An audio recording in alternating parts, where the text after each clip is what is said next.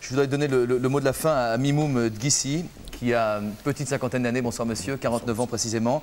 Vous êtes marié, vous avez 6 filles, vous êtes aujourd'hui sans emploi, vous n'avez plus le courage de travailler depuis que votre fils, votre seul fils, a été assassiné. Il s'appelait Abdel, il avait l'âge de 11 ans.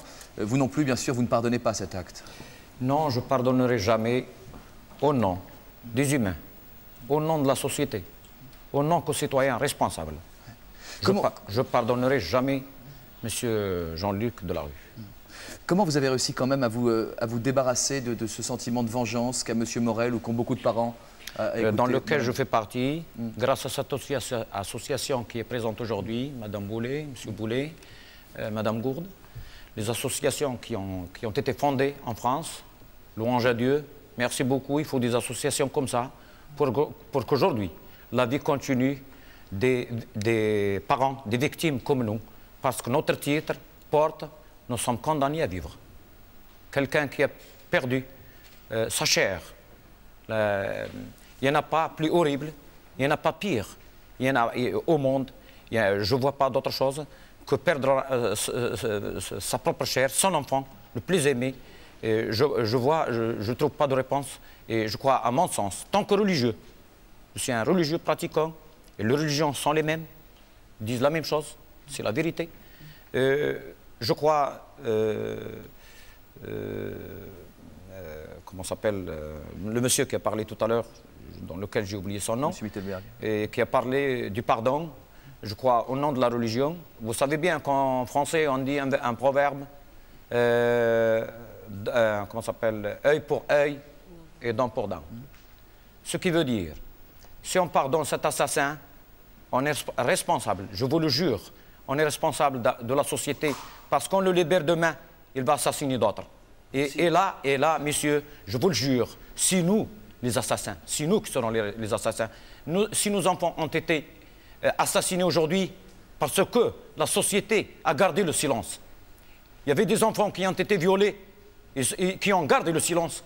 Et ce qui a conduit l'assassin, un pédophile, ou si vous voulez un pervers, ce que je dis en vrai français, c'est un pervers. Ou c'est un... Je n'ai même pas le droit d'appeler humain.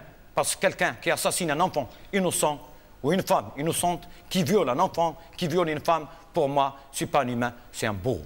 Est-ce que cet homme est encore en prison aujourd'hui? Oui, monsieur. Quand il sortira de prison, est-ce que vous avez, comme monsieur Morel, envie de vous venger? Non. Non. Tant que religieux, je ne ferai pas l'acte qu'il a fait. Pourquoi? Mais j'ai confiance à la justice. Il a pris 22 ans avec sûreté d'État. Et comme dit monsieur, si la justice est bien faite, suivant le code qui a été appliqué, je souhaite, dans cette salle, directement ou indirectement, que la justice, quand il a prononcé perpétuité, qu'elle reste sur ses positions. Oui, mais monsieur, attendez, excusez-moi, vous parlez d'une peine de sûreté de 22 ans. Oui, perpétuité avec 22 ans de sûreté. Oui, mais moi, le cas est présent. Voilà. Moi, Réco a été condamné la première fois à perpétuité en 1962.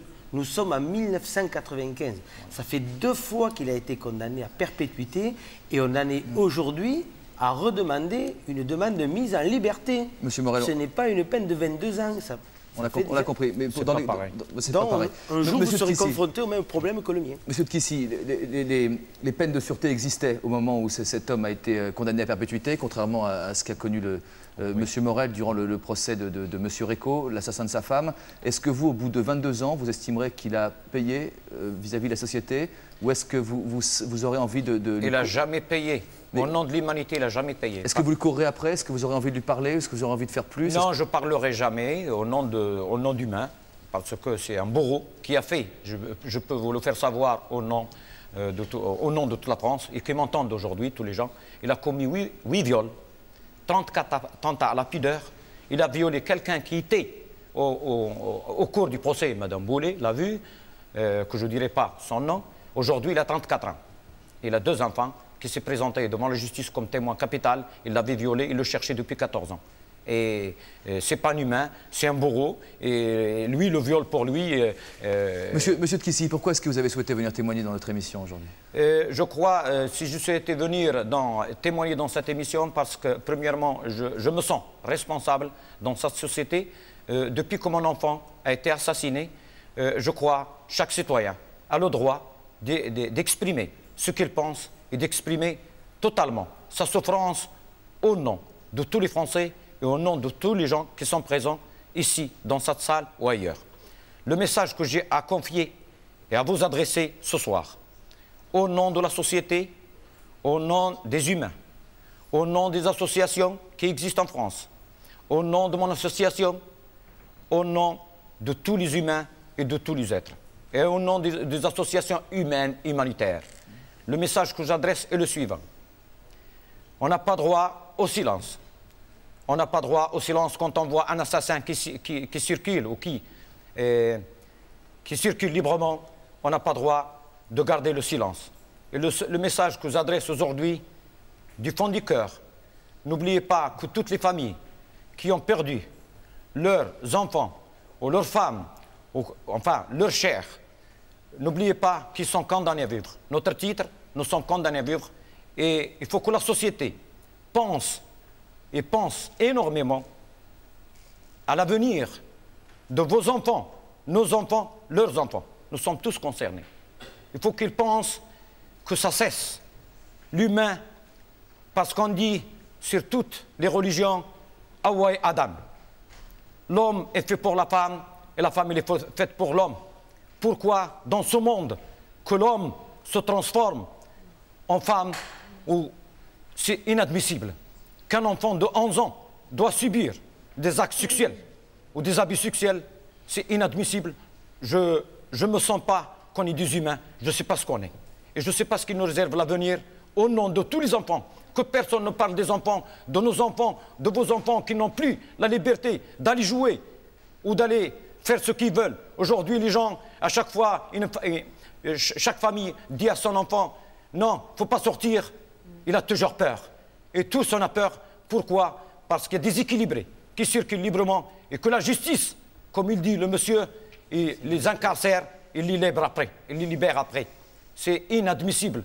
Au nom de la société, au nom de tous les citoyens, au nom de tous les citoyens présents et au nom de familles de victimes et de ma souffrance, de ma profonde souffrance et de la souffrance de tous les victimes. Est-ce que vous avez confiance dans la justice des hommes aujourd'hui? Est-ce que vous... pardon de vous poser cette question aussi brutalement, mais est-ce que vous regrettez, vous aussi, la disparition de la peine de mort? Ou est-ce que vous pensez que cette peine qui lui a été donnée, le verdict de perpétuité avec 22 ans de sûreté, c'est une justice que vous respectez puisque c'est celle de cette société? Oui, oui, ça m'a soulagé un peu, je vous le dis ouvertement. Et je tiens à vous dire, ouvertement dans cette salle, je suis très content, je vous le jure, j'ai les larmes aux yeux, qu'aujourd'hui, vous m'avez appelé parmi vous et que vous n'avez pas fait la différence. Je suis très touché, je vous remercie infiniment au nom de l'humanité. Quelle différence, monsieur? Que je suis un Africain et aujourd'hui que je me sens comme tout le monde, que nous sommes tous pareils. Je vous remercie infiniment. Je suis très touché et je remercie votre geste. Parfait, monsieur.